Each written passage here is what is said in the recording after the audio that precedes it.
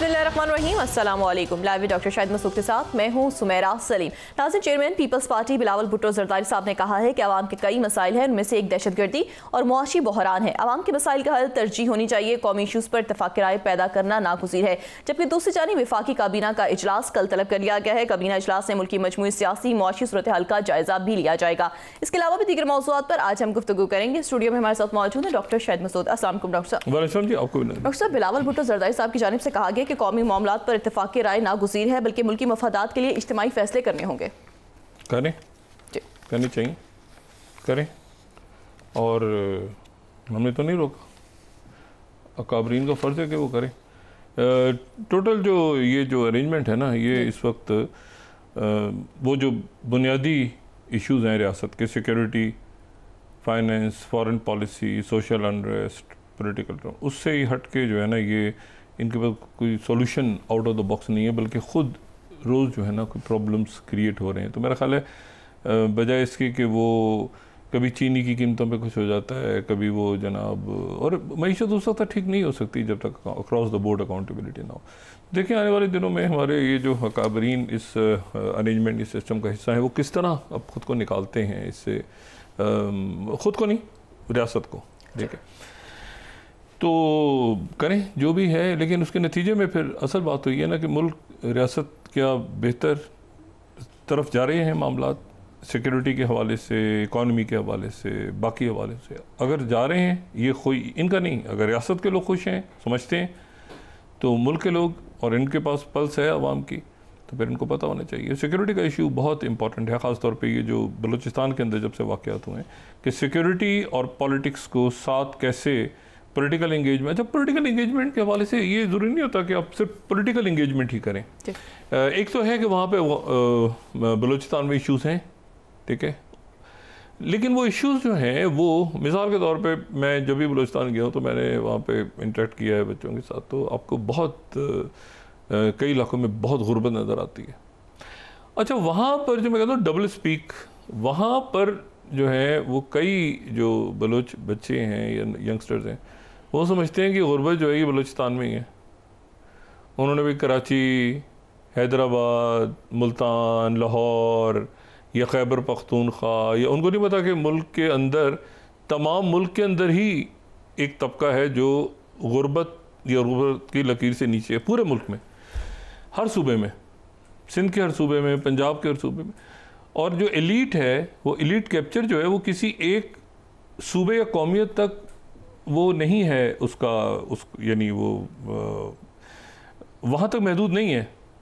अच्छा, वो ये समझते हैं कि शायद हमारे यहाँ आके, अब देखें ना, वो ये जैसे मज़दूरों का टारगेट हो रहा है, तो अच्छा, अब इसमें दो बातें हैं जो मैं, ज़ाहिर है कि काफ़ी दफ़ा बलूचिस्तान को देखा भी है, समझा भी है, हमारा मुल्क है, तो वो वहाँ वो ये समझते हैं कि शायद ये, अच्छा, फिर वो आते हैं ना जब बाकी मुल्क में, अब मिसाल के तौर पे, तो उनको अगर आप कहें कि जी वहाँ से बच्चों को आके तो आप इस्लामाबाद दिखाएं, तो वो समझते हैं शायद इस्लामाबाद भी जो है वो तो बड़ा ज़बरदस्त है, इस्लामाबाद की तरह का होना चाहिए या कराची की तरह का होना चाहिए, जो कराची के, लेकिन कराची का एक इलाका, बड़ा इलाका, जहाँ पे मिडिल क्लास या लोअर मिडिल क्लास तो खैर ख़त्म ही हो गई अब, वो उन इलाकों को उन्होंने नहीं देखा, या उन्होंने पंजाब के उन इलाकों को नहीं देखा जहाँ पे जितनी गुर्बत और जितना, भाई मज़दूर तो मज़दूर है ना, और एलीट तो एलीट है, चाहे वो किसी सूबे।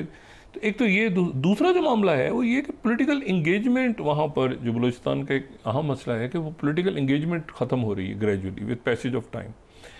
और वहाँ पर जो है वो देखें, ये तो एक तो इशू है ना, ये जो देखें ना, दो इश्यूज़ हैं वहाँ पे ना। एक तो इशू ये है कि ये तो इनके साथ जो पॉलिटिकल लोग बात कर रहे हैं, कोई भी, ये चाहे ये जो बलोच वहाँ पे इशू उन्होंने उठाया है कि मिसिंग, ये एक पॉलिटिकल इशू है, जिससे बात हो, उनके बिठाएं, आप उनसे इंगेज करें, अच्छा जी लिस्टें ऐसी हैं, मिसिंग हैं, क्या है, ये एक पॉलिटिकल इशू है।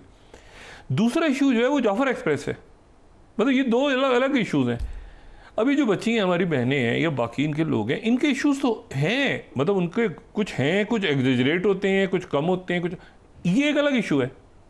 ट्रेन को बहुत प्लान्ड अंदाज में, मतलब ये कोई वो नहीं है कि कुछ छोटा सा आप कहें कि कोई गाड़ी हो गई, पहले तो बस से उतारा और अब आप लेवल देखें ना सोफिस्टिकेशन का, तो ये तो प्रॉपर एक टेररिज्म है ना। अभी टेररिज्म कैसे, उसमें ये कहना कि जी वो जो एहसास महरूमी है तो वो सबने असला उठा लिया। वो भाई एहसास महरूमी तो पूरे मुल्क पूरी दुनिया में इतना एहसास महरूमी है तो सब असला उठा लेंगे। सुबह देखें कुछ बातें बतानी ज़रूरी हैं और ये इनका काम है। जो वहाँ के मुंतखब नुमाइंदे आते हैं तो वो यहाँ इस्लामाबाद में या बाकी जगहों में, कराची में बैठ के बगैर वो वहाँ जाके बताएं कि भाई ये जो इशू है ये तो पूरी दुनिया में आप देखें कि क्या हालात हैं इस वक्त।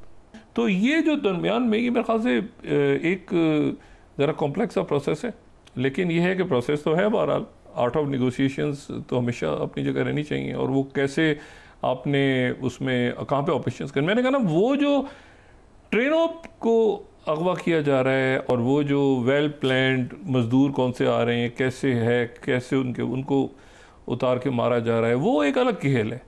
उस खेल को इसके साथ मिक्स हो गया है। तो अब ये बड़ा इशू है बलूचिस्तान का, बरसा बरसे चल रहा है। तो इसको अब आगे यहाँ से व्हाट नेक्स्ट के ऊपर हमने जाना है और इसमें कोई रास्ता निकालना है और देखते हैं कि क्या रास्ता आगे क्या निकलता है। दो अलग अलग चीज़ें हैं, दो तीन इश्यूज हैं एक्चुअली ना, वो गड़बड़ हो गए हैं सारे। जैसे मैंने पहले बताया ना, तो एक सेपरेट करके फिर उनको इकट्ठा करके फिर सेपरेट करके और वो क्रिटिकल थिंकिंग की तरफ जाएँ तो फिर उसमें बात कुछ आपको ताने बाने मिलते नज़र आते हैं मुख्तलिफ़ चीज़ों के और मुख्तलिफ़ चीज़ें अलग अलग भी नज़र आती हैं। अच्छा, अब इसमें ये देखें अफ़गानिस्तान से मामला हमारे किस रुख पे जाते हैं और क्या TTP वहाँ से और बाकी जो वहाँ पे जो ग्रुप्स ऐसे जो पाकिस्तान के अगेंस्ट काम कर रहे हैं। तो मैं तो हमेशा जो स्ट्रेटेजिक डेप्थ के हवाले से, एक ज़ाहिर है हमारे जो सिक्योरिटी अदारे हैं या जो पॉलिटिशियंस हैं उनका एक अपना मौक़िफ़ रहा है, लेकिन मैं तो सिक्योरिटी डेप्थ को हमेशा इस तरह से लेता हूँ कि उनकी सॉइल हमारे अगेंस्ट इस्तेमाल ना हो। ये सिक्योरिटी डेप्थ है। मतलब पाकिस्तान ये नहीं है कि वो पाकिस्तान का हिस्सा बन जाएगा कोई, एक ज़माने में ये भी बात है, मैं उससे एग्री नहीं करता। वो ये बात है कि उनकी सॉइल एक खूबसूरत, आज़ाद, बहुत ज़बरदस्त मुल्क है, ज़बरदस्त कौम है। मतलब कौमों में से कौम, मतलब वन ऑफ द बहुत सी कौमें हैं दुनिया में, उनमें से पख्तून और अफ़गान जो हैं वो तो एक बहुत ज़बरदस्त कौम है। बलोच कौम है, पुरानी कौमें और हिस्ट्रीज़ हैं पूरी। तो अब ये कि वो उनके साथ मामलात कैसे होते हैं, उनकी सॉइल कैसे इस्तेमाल होती है। अच्छा, कल शाम को यानी एक रोज़ पहले ही यूक्रेन की टीम पहुंच गई थी और मैंने कल जो बात की थी कि उनकी अमेरिका की टीम से मुलाकात शुरू हुई, यूक्रेन और अमेरिका। लेकिन इसमें एक बात इम्पॉर्टेंट है, पहले अच्छा इस तरह से हुआ है ना, पहले हो गई यूक्रेन और अमेरिका की टीम की मुलाकातें। अच्छा, यूक्रेन और अमेरिका की टीम की मुलाकातें हुई तो उसमें जो एक चीज़ इम्पॉर्टेंट है वो ये है कि जो यूक्रेन से डेलीगेशन गया, यूक्रेन अमेरिका की हो गई मुलाकात, आज हुई अमेरिका और रशिया की, और फिर दोबारा होगी आज रात को या कल दोबारा अमेरिका और यूक्रेन की। बहुत सारी टीम्स हैं, ठीक है ना। और वो जो है वो वहाँ पे रियाद में 5 स्टार होटल है बड़ा, तो वहाँ पे हयात रीजेंसी गालिब है, तो वहाँ पे जो है वो मुख्तलिफ डेलीगेशंस, काफ़ी बड़ी टेक्निकल टीम्स भी हैं, बाकी लोग भी हैं और वो मुलाकातें हो रही हैं। लेकिन इसमें एक जो इम्पॉर्टेंट बात है वो ये है कि जो रशिया का डेलीगेशन है वो तो मैंने कल भी बात परसों भी की थी कि उसको ग्रेगोरी कैरिसन जो कि उनके फॉर्मर डिप्लोमेट हैं उनके वो उसमें हैं, और सजाई बेरसोदा जो कि FSB के 5th डायरेक्टरेट के सरबराह रहे हैं जिन्होंने प्लान किया था पूरा, वो ये रशिया के डेलीगेशन की बात कर चुके हैं।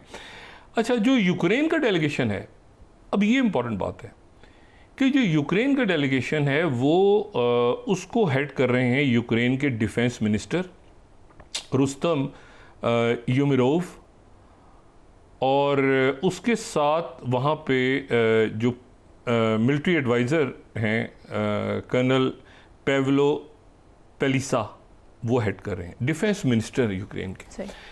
अच्छा, यूक्रेन के साथ जो बात करने के लिए अमेरिका का डेलीगेशन है इस वक्त वहाँ पे, उसको ज़रा थोड़ा सा आप देखें ना तो रशिया ने भी अपना डेलीगेशन थोड़ा सा, उसका जो लेवल है, बड़े मुअज़्ज़ज़ीन है सारे अपने अपने मुल्कों के, लेकिन जो मार्को रूबियो और एलेजाई सेवरोव से थोड़ा सा नीचे किया। सिर्फ यूक्रेन अपने डिफेंस मिनिस्टर को भेजा हुआ है। और रशिया से भी उनके FSB के हेड तो नहीं है, उनके FSB के एक साबिका जो कि 5th डायरेक्टरेट को हेड करते रहे हैं, और उनके बीच में खबरें भी आती नहीं कि प्रेसिडेंट पुतिन से नाराज़ हैं और ये वो सारा, लेकिन वो बहरहाल उनको भेजा है वो सऊदी अरेबिया में। अमेरिका ने भी अपनी जो टीम है उसको ज़रा थोड़ा सा, फिर मैंने बात की कि इंतहाई मुअज़्ज़ज़ अरकान है उनकी टीम में, लेकिन यह है कि जो लेवल है इंटरेक्शन का, उसमें उनके हैं एंड्रियो पीक, ये जो हैं ये वाइट हाउस की जो नेशनल सिक्योरिटी काउंसिल है उसके एक मेंबर हैं। यानी ये कोई सेक्रेटरी स्टेट नहीं है, कोई डिप्टी सेक्रेटरी स्टेट नहीं है, कोई मिडिल ईस्ट के इन्वॉय भी नहीं है, मतलब एक नेशनल सिक्योरिटी काउंसिल जो वाइट हाउस की है उसके एक मेंबर हैं एंड्रियो पीक, एक वो हैं और बड़े ज़बरदस्त हैं। लेकिन ये है कि जो मैंने आपसे कहा ना कि थोड़ा सा ऐसा लग रहा है जैसे एक लेवल जो है, और दूसरे जो हैं वो माइकल एंटन है। ये माइकल एंटन जो है ये भी स्टेट डिपार्टमेंट के ऑफिशियल हैं, उनके यूरोप के जो यूरोप का डेस्क है और यूरोप के जो मामलात हैं उसको वो स्टेट डिपार्टमेंट से देख रहे हैं, यानी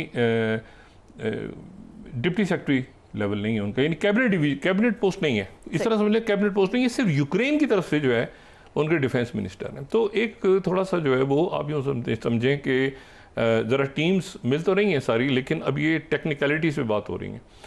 अच्छा, और टेक्निकलिटीज़ पे बात हो रही हैं, और उसमें सबसे पहले तो बात हो रही है ब्लैक सी की, बहरा अस्वद। बहरा अस्वद के ऊपर बात हो रही है, ये बात बड़ी इंपॉर्टेंट है। बहरा अस्वद पे बात हो रही है, ब्लैक सी। और अगर हम ब्लैक सी को देखें तो ब्लैक सी जो है वो हमें उसका हम अगर ये मैप देखें, लेट सी कि हम इसको थर्ड देख लेते हैं, थर्ड मैप इसका देख लेते हैं, या हम थर्ड देख लेते हैं, थर्ड से शुरू करते हैं। तो हम ये देखें ना तो इसमें जो है ये बहुत बड़ा इसका जो इलाका है, ये रेड सी, ये ब्लैक सी आपको नज़र आ रहा है जो कि वाइट है जी, ठीक है, जो वाइट है, और ये ब्लैक सी का इलाका है पूरा। और अगर हम 8th स्लाइड यहाँ दिखा सकें तो हमें अंदाज़ा होगा कि इसकी इम्पोर्टेंस क्या है। ये ब्लैक सी जो है ये आप समझें कि ये जोड़ता है, 8th स्लाइड अगर हम दिखाएं, ये जोड़ता है पूरे के पूरे एशिया को, एक तरह से ये जोड़ रहा है आगे यूरोप के साथ, ठीक है, और ये मेडिटेरियन के अंदर ये खुल रहा है फिर, ठीक है, ये पूरा जो है वहाँ पे मेडिटेरियन में आपको खुलता नज़र आता है। अच्छा, ये एजेंसी है दरमियान में, और फिर ये आगे खुल जाता है। अगर हम 5th स्लाइड देखेंगे तो हमें इसकी और इम्पोर्टेंस समझ में आएगी कि ब्लैक सी की क्या इम्पोर्टेंस है। ये ब्लैक सी 5th स्लाइड हम देखें अगर तो, अच्छा, तो ये आपको नज़र आएगा ब्लैक सी जो है ये, फिर उसके बाद जब ये खुलता है जाके और तो फिर ये डांडेलनेस की स्टेट्स हैं, और साथ बॉस्फोरस के दरमियान में से, तुर्की के दरमियान में से गुजरता हुआ ये मेडिटेरियन खुलता है, फिर यूरोप आ जाता है सामने। अच्छा, जो ब्लैक सी है तो ब्लैक सी जो है उसमें ये सारे, अगर आप ब्लैक सी के वो देखें कि जो उनके, ये दोबारा हम चले जाएं ये 8th स्लाइड पे तो हमें देखें तो ये इसमें जॉर्जिया भी है, इसमें जो है वो आपको यूक्रेन भी नज़र आ रहा है, यूक्रेन की बंदरगाहें जहाँ पे लड़ाई हो रही है, ये वही है ना ब्लैक सी की पोर्ट है ना सारी, क्रीमिया भी वहीं पे है। उसके बाद जो है वो फिर आपको मोल्दोवा नज़र आ रहा है, फिर आपको बल्गारिया नज़र आ रहा है, फिर तुर्की नज़र आ रहा है, फिर जॉर्जिया नज़र आ रहा है, आपको ये सारे मुल्क नज़र आ रहे हैं, और ये सारे मुल्क आपको नज़र आ रहे हैं। और इसकी तारीख़ जो है ये बड़ी इम्पॉर्टेंट इसलिए है यहाँ पे बात करना, ये ब्लैक सी से गंदम निकलती है, यहाँ से गंदम पैदा होती है ना, तो फिर ब्लैक सी से जब यूक्रेन से गंदम निकलेगी, और जो ब्रेड बास्केट है ये यूक्रेन में, यहाँ से अमोनिया भी जो है निकलते आए, और वो उसके बाद फर्टिलाइज़र्स और गंदम और ये सारी चीज़ें, तो ये बाकी दुनिया तक कैसे पहुँचता है सारा कुछ, ये यहीं से पहुँचेगा ना, ये ब्लैक सी से ही निकलेगा, ब्लैक सी से क्रॉस करेगा ये बॉस्फोरस, और फिर उसके बाद एजेंसी में निकलेंगे, और फिर उसके बाद यूरोप, और फिर जहाज़ घूमते हुए आएंगे।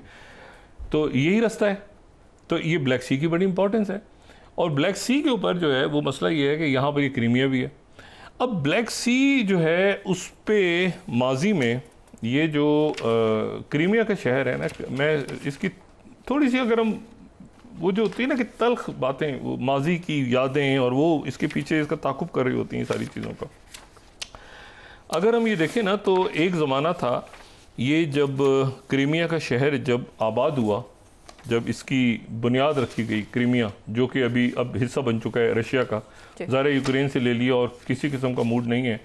ये क्रीमिया को रशिया ने ही बसाया था, ये रशिया नहीं बताया। 1475 में रशिया ने इस शहर को आबाद किया था, क्रीमिया को। लेकिन उसके बाद फिर ये हुआ कि जो क्रीमिया का शहर है वो सल्तनत उस्मानिया के पास चला गया और यहाँ पर बड़ी एक आप समझें कि एक बड़ी सख्त किस्म की, ये अगर हम देखें ना 7th, ये मैप देखें हम तो ये क्रीमिया खानेत था, तो ये जो है ये इस तरह से मैप था एक दौर में 7th। अच्छा, और इसके ऊपर जो है ब्लैक सी में कब्जे के लिए 2 एम्पायर्स की आपस में जंग हुई, और 2 एम्पायर्स की आपस में जंग हुई और बड़ी तवील जंगें होती रहीं। मतलब एक जंग भी हम नहीं कह सकते, एक जंग हुई, कई जंगें होती रहीं। और जनाब उसमें अगर हम मैप कोई और भी हमारे पास हो तो उसमें शायद दिखा सकें कि ये जो जंग है ये फिर एक जंग हुई 1768 से लेके 1774 तक, जिसको हम रशियो टर्किश एम्पायर दोनों की जंग हुई। यानी रशियन एम्पायर वो ज़ार वाले और ये इधर सल्तनत उस्मानिया, इनके दरमियान जंग हुई। और ये रशियो टर्किश वॉर जो हुई इनके दरमियान, तो उस वॉर में ये हुआ कि जो सल्तनत उस्मानिया है उसने क्रीमिया का इलाका ले लिया।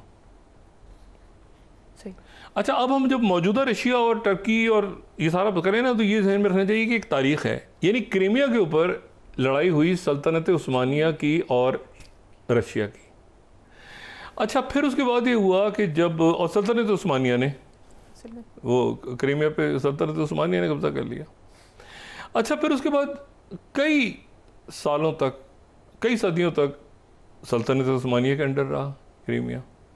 उसके बाद जब फर्स्ट वर्ल्ड वॉर जब ख़त्म होती है जी, और हमारे सामने ये ट्रीटी ऑफ लुज़ानी आता है, तो जो कि ख़ात्मे का सबब बनता है पहली जंग अज़ीम का, तो क्रीमिया पूरी कोशिश है उस वक्त तुर्की की कि किसी तरह से ये जो नॉर्थ कोस्टल लाइन है, यानी जिसमें क्रीमिया भी है, ये सल्तनत उस्मानिया या जो तुर्की जदीद तुर्की है उसका हिस्सा रहे। लेकिन उस वक्त ये हुआ कि रशिया में अंदर अपने एक फड्डे पड़े हुए थे, इनकलाब आ रहा था, बल्शेविक्स का इनकलाब था वहाँ पे, तो वो बात बनी नहीं, वो अंदर लड़ाई हो रही थी। लेकिन टर्की की पूरी कोशिश ये थी कि वो किसी तरह से जो नॉर्थन कोस्टल लाइन है कम से कम ब्लैक सी की, यानी उसमें क्रीमिया के इलाके में, वो किसी तरह से जदीद तुर्की का हिस्सा बन जाए। लेकिन ये हुआ कि वो जदीद तुर्की का हिस्सा नहीं बन सका क्रीमिया का इलाका। और उसके बाद जो तारीख़ है वो फिर हमें पता है, वो पहले सोवियत यूनियन में चला गया, फिर सोवियत यूनियन से अलग हुआ यूक्रेन ने, फिर वो यूक्रेन का हिस्सा बन गया फिर। लेकिन ये ज़हन में रखें कि जो क्रीमिया है उसके इसीलिए वो 2014 की और अभी भी जो तुर्की का, मैंने कहा हिस्ट्री, क्रीमिया के ऊपर टर्की और रशिया जो है वो उनके दरमियान मसाइल चलते रहते हैं। क्रीमिया के ऊपर जंग हुई रशियन एम्पायर और ऑटोमन एम्पायर की। अच्छा, अब ये है कि लेकिन उसके बाद ये हुआ कि माहिदा बहरहाल ये तय पाया कि किसी सूरत टर्की ने कहा सारी बातें तो अपनी जगह हैं, लेकिन जो एग्ज़िट है ना, एग्ज़िट का जो रास्ता है कि जो बहरे असवद से जो बाहर निकलने का रास्ता है, जो हमने थोड़ी देर पहले भी दिखाया था, ये बॉस्फोरस, ये जब मिलते हैं बॉस्फोरस सी जो है, ये अभी 2 मिनट पहले हमने दिखाया था कि जब ये मिलता है यूरोप से, तो इनका कहना ये था कि वो जो इलाके हैं वो किसी सूरत हम जो है, यानी ये इसका जो ये जो इलाके हैं ना, जिसको दंदलीस, ये 5th दंदलीस की जो स्टेट जो आबनाएँ हैं वहाँ पे, और बॉस्फरस के इलाके हैं, ये किसी सूरत हम किसी और मुल्क को नहीं देंगे। ये पहली जंग अजीम के अंदर माहदे में इसके ऊपर उन्होंने कहा बहस होगी ही नहीं। यानी ठीक है, वो बाकी इलाका जो है नॉर्थ का, अगर वो रशिया या सोवियत यूनियन USSR ले रहा है तो ठीक है, लेकिन यहाँ तो कॉम्प्रोमाइज़ ही नहीं होगी। ये कमाल अतातुर्क और उस वक्त जो जदीद तुर्की जो ऑटोमन के बाद बन रहा था, वो जंग हो जाए, कुछ हो जाए, यहाँ ये इलाका नहीं छोड़ना। अच्छा, ये जो इलाका है, फिर उसके बाद ये हुआ कि बहरहाल इस इलाके से अब ये जियो स्ट्रेटेजिक लोकेशन, टर्की की जियो स्ट्रेटेजिक लोकेशन बड़ी ज़बरदस्त है। टर्की जो है central Asia, Europe, Asia, middle east, ये सारे मुल्कों के दरमियान टर्की की जियो स्ट्रेटेजिक लोकेशन है। अब जनाब ये हुआ कि जब ये कोल्ड वॉर शुरू हुई तो उधर स्टालिन का मुसलसल प्रेशर था टर्की के ऊपर कि ये इलाके हमें दो, क्योंकि वो जो याल्टा के अंदर, जो याल्टा कॉन्फ्रेंस तो क्रीमिया में हुई थी ना जी, तो याल्टा के अंदर जो है, क्रीमिया में याल्टा कॉन्फ्रेंस हुई तो उसमें वो स्टालिन और चर्चिल और ये रूजवेल्ट और सारे बैठे, तो टर्की पे प्रेशर था। और टर्की तो पहले ज़ाहिर है पहली जंग अज़ीम के बाद से टर्की, जदीद तुर्की जो है उसकी शक्ल बन गई थी ऑटोमन्स के जाने, सल्तनत टूटने के बाद। लेकिन यह है कि वो उन्होंने कहा नहीं, टर्की ने इस पर स्टैंड लिया, और टर्की, लेकिन ये कि रशिया का प्रेशर आता रहा, रशिया का प्रेशर इन पानियों की वजह से आता रहा तुर्की पे, जिसकी वजह से तुर्की 1952 में नेटो का रुकन बना।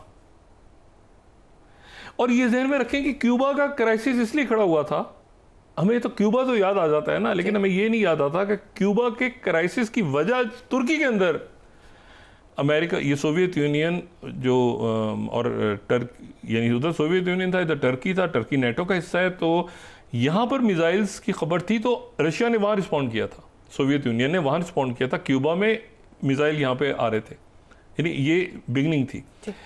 अच्छा, तो अब टर्की की जो है ना पोजीशनिंग बड़ी दिलचस्प है इस वक्त, क्योंकि मैं इसलिए कह रहा हूँ कि अब जो बात हो रही है वो बहरे असवद, आज जो बात हुई है वो ब्लैक सी डील के ऊपर बात हो रही है, रशिया की और अमेरिका की।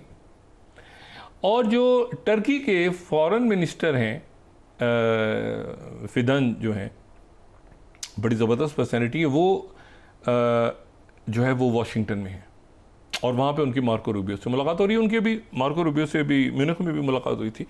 तो टर्की जो है वो अचानक नेटो को याद आ गया है और सारे मुल्कों को याद आ गया है कि टर्की भाई ये रशिया और उनका मामला हो रहा है। अच्छा, वो अभी तक जो है ना वो कभी उन्होंने EU में नहीं आने दिया, मुसलमान मुल्क है क्यों आएंगे, अच्छा EU में नहीं जाने दिया उन्होंने। टर्की जो है उसने वो ब्रिक्स में भी शामिल हो सकता है, और टर्की नेटो का भी हिस्सा है, और पहला मुल्क होगा जो नेटो का मुल्क होगा और ब्रिक्स में शामिल अगर वो हो जाता है टर्की, तो पार्टनर उनको एक मिल गई है, वो पार्टनर तो हैं उसमें, लेकिन ये कि इंडोनेशिया जैसे हो गया, 10 मुल्क तो हो गए, 9 मुल्क पार्टनर्स हैं ब्रिक्स के।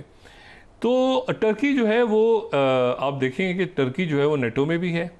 टर्की ने ये डील भी करवाई थी, ब्लैक सी की डील जो हुई थी कि यहाँ से, जिसमें अक़वाम मुत्तहिदा, रशिया, टर्की दरमियान में पड़ा था 2022 के एंड में कि भाई ये यहाँ से गंदम और ये सारी जो है यहाँ से हमारे समुद्रों से निकलेगी, और यहाँ पर, और उसमें डील में ये हुआ था कि भाई रशिया के लोग भी चेक किया करेंगे जहाज़ों को, और यूक्रेन के लोग भी चेक किया करेंगे, टर्की के लोग ऑफिशियल्स भी चेक किया करेंगे, अक़वाम मुत्तहिदा के चेक किया करेंगे, असला तो नहीं जा रहा, गंदम ही जा रहा है, बाकी मतलब है कि बाकी जो उनकी जो पैदावार है वही जा रही है, कुछ और तो नहीं जा रहा। लेकिन वो एक्सटेंड नहीं हुआ, क्योंकि प्रेसिडेंट ब्रिटेन ने कहा कि ये बजाय इसके कि अफ्रीका जाए और गरीब मुल्कों में जाए, ये तो मगरब में बिक रहा है सामान, तो उन्होंने इसको रोक दिया। ये प्रेसिडेंट ब्रिटेन का था।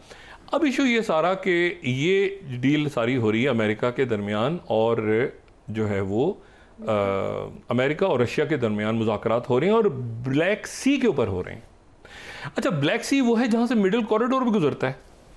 मिडिल कॉरिडोर भी तो है ना, एक तो मिडिल कॉरिडोर हम पहले बहुत वो बात कर चुके हैं, लेकिन दोबारा याद दिला दें कि मिडिल कॉरिडोर भी चाइना से लेके यूरोप तक का जो मिडिल कॉरिडोर है वो भी यहाँ से गुजरता है। तो टर्की की जो इस वक्त जियो ये ब्लैक सी में से गुजरता है, और मुल्कों के दरमियान सुलह सब आ चुके। वो नॉर्थ का तो जो कॉरिडोर बन नहीं सका, वो बाकी जो है वो ख़त्म हो गया, जो ग्रीन वाल। तो ये जो टर्की की अब जो जियो स्ट्रेटेजिक लोकेशन है वो बड़ी इंपॉर्टेंट है इस वक्त। और टर्की जो है वो बात कर रहा है, क्योंकि टर्की को पता है कि भाई एक मिनट, ये टर्की ने Su-400 ले लिए थे रशिया से, जिसके बाद उन पे पाबंदी लग गई थी कि आपने F-35 नहीं लेने, F-16 भी नहीं लेने, F-35 भी नहीं लेने। तो अब चूंकि रशिया और अमेरिका की आपस में बातचीत हो रही है, अच्छा बैलेंस देखें टर्की ने कैसे रखा हुआ है, टर्की की बैलेंसिंग देखें। उधर से टर्की ने Su-400 ले लिए, नेटो का मेंबर है लेकिन Su-400 ले लिए रशिया से, सौदा का उसका कर लिया अपना वेपन्स का। हालांकि टर्की का अपना जो वेपन सिस्टम है वो भी बड़ा ज़बरदस्त है, डिफेंस उनका सिस्टम, लेकिन साथ ही उनका जो था वो पाबंदियाँ लगी हुई थी वहाँ से। तो एक तो बात ही होगी। F-35 के हवाले से खैर मेरे अपने कुछ हमेशा ज़हन में सवाल रहते हैं कि क्या F-35 इतना ज़बरदस्त है या नहीं है, लेकिन बहरहाल F-16 उनके पास हैं, वो उनके ऑर्डर दिए हुए, तो F-16 और F-35 की वो बात करने गए कि पाबंदियाँ ख़त्म की जाएँ जो आपने लगाई थी। और जब ज़ाहिर है कि पुतिन और ट्रम्प की डायरेक्ट बात हो रही है और वो तस्वीर भेज रहे हैं और उनकी दुआएं कर रहे हैं गिरजा घर में जाके, तो फिर जाहिर है कि अभी सूरत हाल में टर्की इधर में, टर्की से सोचते, और टर्की की पोजीशन बड़ी इंपॉर्टेंट है। तो टर्की इस वक्त वहाँ पे मौजूद है और टर्की ने तो एक तो ये ध्यान में रखें कि ये जो सऊदी अरब में जो बात अब हो रही है, पूरी कोशिश है प्रेसिडेंट ट्रम्प की कि किसी तरह ये 20 अप्रैल से, ईस्टर से पहले सीज फायर हो जाए, कंप्लीट सीज फायर। रशिया ने कहा हमने तो सीज फायर कर लिया, क्योंकि 2 दफ़ा बात हुई है ना उनकी, फरवरी और मार्च में 2 दफ़ा टेलीफोन पे बात हुई है, और बात ये हुई है टेलीफोन पे कि भाई वो एनर्जी इंफ्रास्ट्रक्चर को हिट नहीं करेंगे, तो एनर्जी इंफ्रास्ट्रक्चर को तो हिट नहीं कर रहे, लेकिन इस दौरान मुकम्मल जो है रशिया की कोशिश होगी कि जितनी ज़्यादा जगह ऑक्यूपाई कर सकता है वो ऑक्यूपाई कर ले, और ताकि ऑक्यूपाई कर ले, क्योंकि ये वो जगह हैं जिनके बारे में स्टीव विटकॉफ भी कह चुके हैं और जेडी वेंस भी कह चुके हैं और मार्को रूबियो भी कह चुके हैं कि ये अब इलाके वापस जाना तो मुश्किल है। ये सारा उस वक्त होता है टर्की के अंदर एक इंटरनल पॉलिटिकल टर्मोइल है, जिसके बारे में जिसको देखना है कि प्रेसिडेंट एर्दोगन उससे कैसे निपटते हैं, क्योंकि उसका असर अगर वो बढ़ता है तो उसका असर सीरिया पे पड़ेगा, और सीरिया जो है वो वहाँ पे अहमद शारा और सीरिया पे पड़ेगा, और सीरिया से जाएगा मामला इसराइल तक, और यहाँ पे बाकी जो मिडिल ईस्टर्न कंट्रीज़ हैं वहाँ तक जाएगा। तो यहाँ पर ये सूरत हाल डिवेलप हो रही है। इसको अब देखें ना, सऊदी अरेबिया में ब्लैक सी के ऊपर मामला तय पा रहे हैं, तुर्की और सऊदी अरेबिया के मामला बिल्कुल ठीक है, अरब ममालिक के और इनके जो तलखियाँ थी वो ख़त्म हो चुकी हैं। दरमियान में चाइना खामोशी से बैठा है, चाइना मौजूद है दरमियान में, वो नज़र नहीं आता, ठीक है। चाइना उस खतरे की तरह है, जो खतरा आपको नज़र नहीं आता ना, मौजूद होता है हर वक्त जी। तो चाइना मौजूद है। ब्रेक के बाद डॉक्टर साहब डिस्कस कर लेते हैं जी। नाज़रीन वापस आते हैं।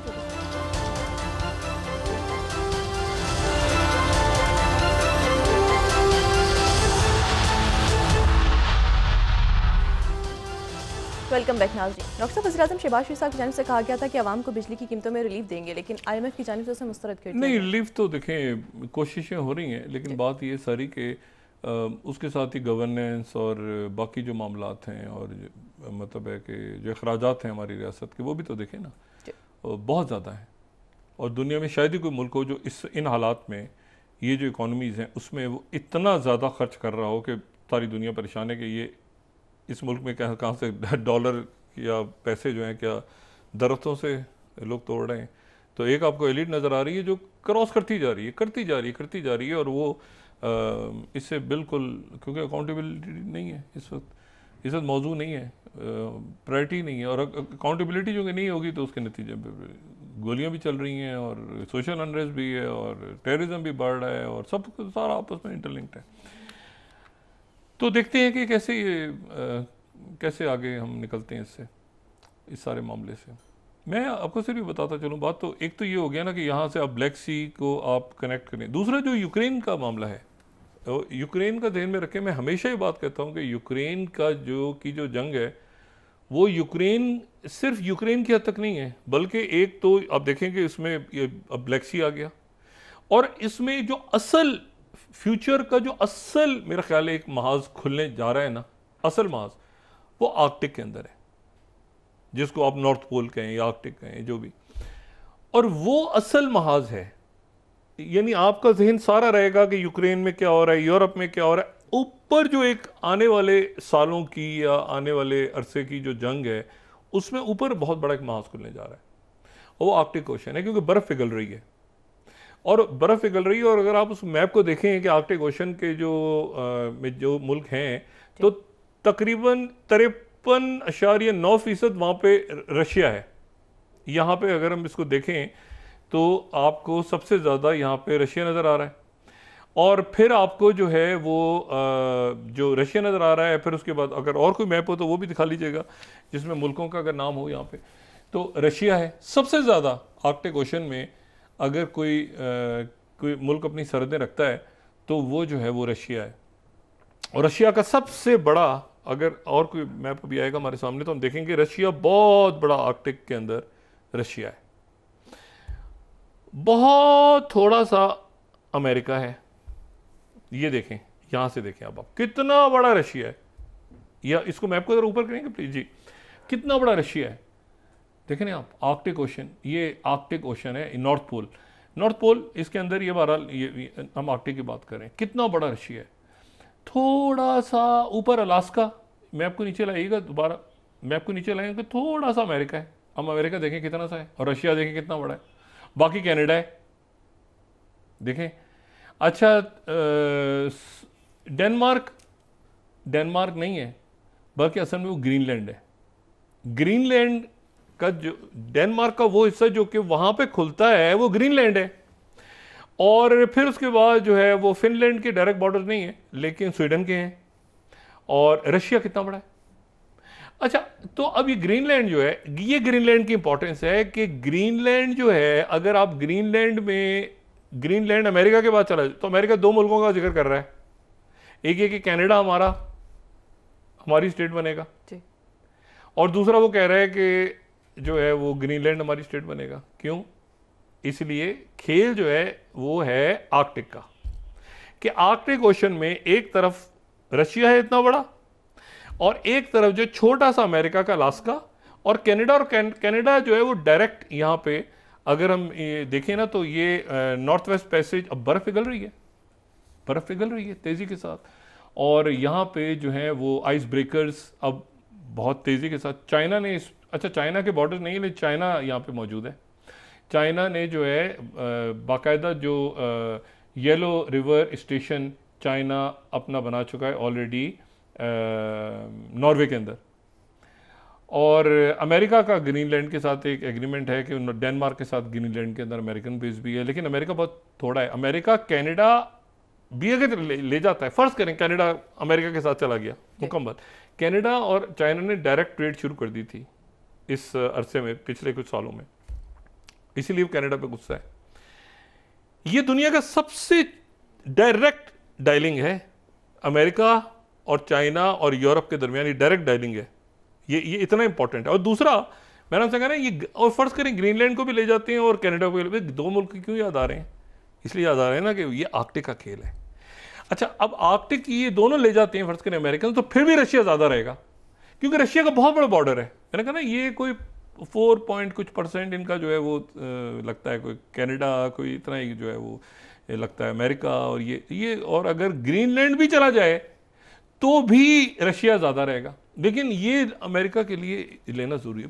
200 बिलियन, ये दुनिया का सबसे बड़ा जजीरा है ग्रीनलैंड, और 200 बिलियन के वहाँ पे क्रिटिकल मिनरल्स की बात हो रही है कम से कम। अभी तो जाहिर है कि वो 60% तो 80% तो बर्फ़ रहती है उस पर भी ग्रीनलैंड पे। ग्रीनलैंड का जिक्र इसलिए ग्रीनलैंड का आ रहा है कि वहाँ पे इस हफ्ते जो है वो सेकंड लेडी जो है अमेरिका की, यानी जो नायब सदर की अहलियाँ हैं, उषा वैंस, डीजे वैंस की जो अहली हैं वो, और जो नेशनल सिक्योरिटी एडवाइज़र हैं उनके साथ माइक वॉच वो, और सेक्रेटरी एनर्जी जो हैं, ये अनइनवाइटेड एक वहाँ पे रेस देखने के लिए जा रहे हैं।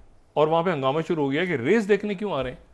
डेनमार्क ने अपनी सिक्योरिटी भेज दी है वहाँ पे, उनके जो नए इलेक्टेड अभी प्राइम मिनिस्टर हैं जेंस फ्रेडरिक नेल्सन, वो जो है वो वहाँ पे अभी इलेक्ट हुए हैं, उन्होंने अपना हलफ उठाना है वहाँ पे। वो पहले कह चुके हैं कि हम अमेरिका के साथ नहीं जाएंगे, लेकिन डेनमार्क के साथ भी नहीं रहना चाहते, लेकिन वो क्या इंडिपेंडेंट चाहते हैं, क्या कोई अलग डील करेंगे, या ट्रंप उनके साथ। देखें ना, ट्रंप उनसे कहते हैं अमेरिका में आ जाओ और अमेरिका में तो बन जाओ और हम इन्वेस्ट, लेकिन ये इतना आसान होगा नहीं, क्योंकि मैंने आपसे कहा ना कि ये आर्कटिक, ये वही पूरा जो अगला एक मैदान है ना, यानी आप समझें कि अगर आर्कटिक से शुरू हो जाती है शिपिंग और ये जो वहाँ पे जो आइस ब्रेकर्स हैं, ये जो आइस ब्रेकर्स हैं, यमन LNG के ऊपर चाइना ने बड़ा काम किया हुआ है। और फिर ध्यान में रखें कि एक जो पोलर सिल्क रोड भी चाइना का है। पोलर सिल्क रोड, ये बेल्ट एंड रोड के बिल्कुल मुतवाजी चाइना का एक पोलर सिल्क रोड भी है, जिसका पूरा का पूरा जो इन इलाकों से गुजर रहा है। ये चाइना की लॉन्ग टर्म प्लानिंग है। चाइना ने आइस ब्रेकर्स बनाए हुए हैं। चाइना जो है तेज़ी से रशिया के साथ ये यमल, मैंने कहा ना कि यमल LNG का, फिर नॉर्वे के अंदर उनकी प्रेजेंस है, उनका रिसर्च स्टेशन काम कर रहा है, जैसे ग्रीनलैंड में अमेरिकन कर रहे हैं काम। तो अब ये है कि ये यहाँ से ये बात हो रही है कि जो कनाडा, अमेरिका की जो वाइस प्रेसिडेंट की अहलिया वहाँ पे पहुँच रही हैं और जिसमें हंगामे शुरू हो रहे हैं। अच्छा, अब इसमें एक तो ये हो गया, तो ये डॉट्स कनेक्ट करें तो ये यहाँ पर भी अब ये सारे मामला भी हर एक को पता है, अमेरिका को भी, रशिया को भी। लेकिन अभी आर्कटिक का जिक्र कोई नहीं करेगा। अभी बात करेंगे ब्लैक सी की, इसकी उसकी बात करेंगे। लंबा खेल तो ऊपर शुरू होना है ना। अभी ये यूक्रेन तक मामला नहीं हल होगा और बहुत सारे महाज खुल रहे हैं। अच्छा, इजिप्ट के अंदर कायरा में, जो कल मैंने कहा था कि सऊदी अरेबिया के वज़ीर ख़ारजा वहाँ पहुँचे, वहाँ पे UAE के वज़ीर ख़ारजा, वहाँ पे कतर के वज़ीर ख़ारजा, वहाँ पे इंडोनेशिया की नुमाइंदगी भी थी, वहाँ पे जॉर्डन के वज़ीर ख़ारजा, अरब ममालिक के, OIC के और अरब लीग के सेक्रेटरी जनरल, वहाँ पे सब की एक इजलास हुआ वहाँ पे। और इसराइल जो कि बिल्कुल इस वक्त बेकाबू हो चुका है, उस बदमश हाथी को कैसे वापस लाया जाए, UAE के फॉरेन मिनिस्टर भी थे, तो उन सब का इजलास हुआ वज़ीर ख़ारजा का। और इजिप्ट का एक नया प्लान दरमियान में, इजिप्ट ने वो प्लान जो है वो अमेरिका ने भी एक्सेप्ट कर लिया है, और वो हमास ने भी कर लिया है, और अरब ममालिक ने भी कर लिया, और तुर्की ने भी कर लिया, सब ने कर लिया। और वो ये है कि हर हफ्ते ये एक दिन में, ये ज़हन में रखें, सीज़ फायर के दौरान एक दिन में 500 शहादतें हुई हैं। रमज़ान में एक दिन में 500 फ़लस्तीनी शहीद किए हैं ये इसराइल ने, नेतन्याहू ने। अब जनाब ये किस पे बात हो गई, ये सारे मुल्क, इसराइल का कहना है कि अच्छा इसराइल, उनको समझ नहीं आ रहा नेतन्याहू को, तो शिनबित से हो रही, ये मैंने कहा सिविल वॉर, ये सिविल वॉर की तरफ चला जाएगा। अब अमेरिका को क्या करेगा पता नहीं, खुदा जाने ये इसराइल का क्या उनके लिए, अमेरिकन के नज़दीक क्या वो है। और मतलब है कि अगर वो ब्लैक सी पे, क्रीमिया पे वो कह देते हैं कि यहाँ के रिसोर्ट बनाओ, तो हो सकता है वो, या हो सकता है यहाँ पर कंस्ट्रक्शन करें, हो सकता है वहाँ करें। तो वो देखना है आगे कि ट्रम्प को हमास के साथ डायरेक्ट निगोशिएट कर रहे हैं ना। अच्छा, तो इस वक्त कायरा की तरफ से एक नया प्लान आ गया है कि हर हफ्ते 5 या 6 हॉस्टेजेस को हमास रिलीज करेगी, और इसी दौरान जो है वो फौरी तौर पे अमल दरामद शुरू हो जाएगा, जो सेकंड फेज है। ये वो एंड गेम है, ये ज़हन में रखें, गजा का एंड गेम है। या ये पूरा रीजन एक्सप्लोर कर जाएगा, या ये है कि मैं हमेशा बात कहता हूँ कि अगली जियो पॉलिटिक्स जो है पूरे रीजन का, ये मैप रीड्रॉ होता है, कैसे होता है, वो गजा से जन्म लेगी। अब वो जनाब उनके मुख्तलिफ लोग के जी, इजिप्ट तैयार हो गया है कि गजा के लोगों को अपने अंदर ले जाए। इजिप्ट का कोई इशू, इजिप्ट और गजा की हिस्ट्री रही है ना, इजिप्ट और गजा तो एक रहे हैं ना सर। अच्छा, 67 के बॉर्डर्स पे, लेकिन इजिप्ट ने तरदीद की है, इजिप्ट का बिल्कुल इरादा नहीं है। और 53 बिलियन डॉलर्स पे भी अरब ममालिक तैयार हैं। अमेरिका मान गया, अमेरिका इजिप्ट के इस जो नया प्लान है कि हर हफ्ते वो रिलीज करेंगे इतने लोग, और साथ ही सेकंड जो फेज है उस पर अमल दरामद हो जाएगा, सीज फायर। अब वो बदमश हाथी है, कभी वो उधर लेबनान से पंगा लेने की कोशिश करता है, वो कभी सीरिया पे स्ट्राइक कर देता है, वो उधर अहमद शराबी खामोश हैं, उधर लेबनान खामोश है, वो एक सारे को मौका नहीं दे रहे, वो शिनबित के साथ फड्डा पड़ा हुआ है, उधर जाएँ क्या करें, क्योंकि यहाँ पर ये फैसला करना है अमेरिका ने कि वो क्या ये जो फॉरएवर वॉर्स हैं, देखें फॉरएवर वॉर्स में उन्होंने ज़ेलेंस्की को तो काबू कर लिया, लेकिन एक तासुर ये उभर रहा है, ज़ेलेंस्की इतना मुश्किल नहीं था यूरोप। असल मामला शायद मिडिल ईस्ट की, मशरिक़ वुस्ता या वेस्ट एशिया की वो सियासत को यूरोप की सियासत समझ रहे हैं। यहाँ पर एक दफ़ा मामला चल पड़ा, और यहाँ बिट्रेयल्स की हिस्ट्री है, यहाँ पुरानी, यहाँ पर बहुत कुछ हुआ है, ठीक है ना। सारे अमेरिकन और जो कॉलोनियल प्रोजेक्ट्स थे जिसने सत्यानाश किया हुआ इस पूरे इलाके का। तो ये एक ऐसा मामला इस वक्त जो है वो हमास ने कहा है कि हम भी अलग होते हैं, फ़लस्तीनी अथॉरिटी को आप दें, आप अरसर नौ वहाँ पे टेक्नोक्रेट्स लेकर आएँ, जो भी करें हम, लेकिन वो 500 एक दिन में शहीद किए उन्होंने। अच्छा, अब उसके बाद हुतीज़ का एक मिसाइल उस पर शोर हो जाता है, लेकिन हुतीज़ भी देखें, हुतीज़ भी ख़त्म नहीं हो रहे, उन्होंने भी वो हुतीज़ को जो लोग गए हैं यमन में, वो 2015 से लेके कब तक उनके ऊपर जंग होती रही है, हुतीज़ के ऊपर कितनी स्ट्राइक्स हुई हैं, लेकिन ये कि हुतीज़ की अपनी पावर तो मौजूद है। जो टेरेन में गए हैं ना, आप यमन जाएं तो आपको सिर्फ वो जो है ना वो सिर्फ वो सहरा नज़र नहीं आएगी, बल्कि ऐसी टेरेन्स आपको नज़र आएंगी कि आपको पता चलेगा कि वो दूसरा समझ जाता है कि स्ट्राइक से मसला हल नहीं होता। अफगानिस्तान में स्ट्राइक से मसला हल हुआ, बूट्स ऑन ग्राउंड के फंस गए। जहां पर आप बूट्स ऑन ग्राउंड के जहां स्ट्राइक्स करेंगे ना, आप समझेंगे स्ट्राइक्स हो गई तो खत्म हो गया। स्ट्राइक्स की खत्म हुआ मसला, एंटर हुए फंस गए। मसला ये है कि इराक में स्ट्राइक्स होती नहीं, ऑकन शॉक अंदर गए फंस गए। इशू ये है कि यमन में आप करते जाएं स्ट्राइक्स, ये हो गया वो हो गया, आप उतरे जरा यमन के अंदर, आप देखें क्या होता है, हुतीज़ क्या करते हैं। वो सदियों हज़ारों साल से वो वहाँ पे मौजूद कौमें हैं। मेरा सिर्फ ये कहना है कि यहाँ पर ये फॉरएवर वॉर्स को ख़त्म किया जाए, और ये जो अरसर 9 आज जो इजिप्ट ने प्लान पेश किया है, उस प्लान के ऊपर, और जिसको सारे अरब ममालिक ने एंडोर्स किया है, अमेरिका ने भी कर दिया है। इंटरेस्टिंग बात ये, अमेरिका ने भी कर दिया है, सऊदी अरेबिया ने भी कर दी है, जहाँ पे रशिया और यूक्रेन और अमेरिका की टॉक्स हो रही हैं, और साथ ही तुर्की ने भी कर दी है, और OIC के नुमाइंदों ने भी कर दिया है कि ठीक है हमें कोई इतराज़ नहीं है। तो ये, और साथ ही एक बात बहुत इंपॉर्टेंट कि वो जितने वज़राए ख़ारजा वहाँ पर मौजूद थे, उनसे मिलने के लिए यूरोपीय यूनियन की जो टॉप डिप्लोमेट हैं वो भी पहुँच गई, उनके साथ भी मीटिंग हुई, और यूरोप भी साथ खड़ा हो गया कि इस पूरे प्लान के साथ, जो कि इजिप्ट का प्लान है, क्योंकि प्रेसिडेंट मैक्रोन या जर्मन या बरतानिया या बाकी सारे लोग इस सीज़फायर को चाहते हैं जल्द से जल्द 2 स्टेट सोल्यूशन की तरफ। और ये अब टर्की ने भी इंडोर्स कर दिए, सब ने इंडोर्स कर दिए। वहाँ जो मीटिंग होने जा रही है टर्किश फॉरेन मिनिस्टर की, उसमें जो एजेंडे में गज़ा भी है, गज़ा को भी रखा हुआ है उन्होंने। ये सिर्फ F-35 के ऊपर ही नहीं हो रहा, बल्कि वो F-35 या उसमें गज़ा बड़ा इंपॉर्टेंट है, रीजन बड़ा इंपॉर्टेंट है। और दूसरी बात ये है कि सारे मुल्क की जो कुछ हो रहा है ना, जितने मुल्क इस वक्त आपको अमेरिका के इत्तेहादी नज़र आ रहे हैं ना, सारे मुल्क बहुत अमेरिका के क्लोज हैं। ये साथ साथ वो उन्होंने वो अपना एक होता है ना, एक पेपर नीचे से निकाल लिया ब्रिक्स, कि भाई आगे जाके अगर ये हुआ है यूरोप के साथ, तो ये ब्रिक्स की जो मेंबरशिप है, इंडोनेशिया चला गया ना, थाईलैंड और चाइना साउथ चाइना सी में उनकी फौजी मशकें शुरू हो रही हैं। थाईलैंड और चाइना की अगले हफ्ते से शुरू हो रही हैं, या अगले 2-3 दिन में साउथ चाइना सी के अंदर फौजी मशकें। तो इंडोनेशिया चला गया, बाकायदा मेंबर बन गया, 10 मुल्क तो हो गए। तो बाकी जो मुल्क हैं वो सारे पैरेलल देख रहे हैं कि भाई ये ब्रिक्स में जाने में कोई ऐसा सच इशू नहीं है, ठीक है ना, और पाबंदियां लगाना, ये लगाना, वो लगाना, लेकिन एक प्लान बी को तैयार रखें। और SCO आगे एक बहुत बड़ी पावर। तो ये अब प्रेसिडेंट ट्रम्प अगर ये करवा देते हैं ना, ये वॉर ख़त्म करवाते हैं यूक्रेन वाली, तो ये रशिया और चाइना और अमेरिका के में दोस्ती नहीं हो जाएगी। आर्कटिक है अभी, वो ग्रीनलैंड इसीलिए जा रहे हैं ना बार बार। तो इशू ये है सारा, लेकिन पहले ये जंगबंदी करवाना ज़रूरी है, और जंगबंदी का एक मुतबादिल प्लान आज पेश हो गया, अमेरिका ने अप्रूव कर दिया है। इसराइल का भी आखिरी आ रहा था कि हमें मिला नहीं है, उनको भी मिल गया, वो भी मानेंगे। और देखते हैं कि ये फॉरएवर वॉर्स किस तरह ख़त्म होती हैं। जी बहुत शुक्रिया डॉक्टर साहब। नाज़रीन, इसके साथ आज के प्रोग्राम में अपने इख्तिताम को पहुंचा। मुझे सुमैरा सलीम को इजाज़त दीजिए। अल्लाह ने जी डॉक्टर साहब, अपने दोस्तों रिश्तेदारों गिरदोनवाह के लोगों का सब ख्याल रखिएगा। अल्लाह हाफ़िज़।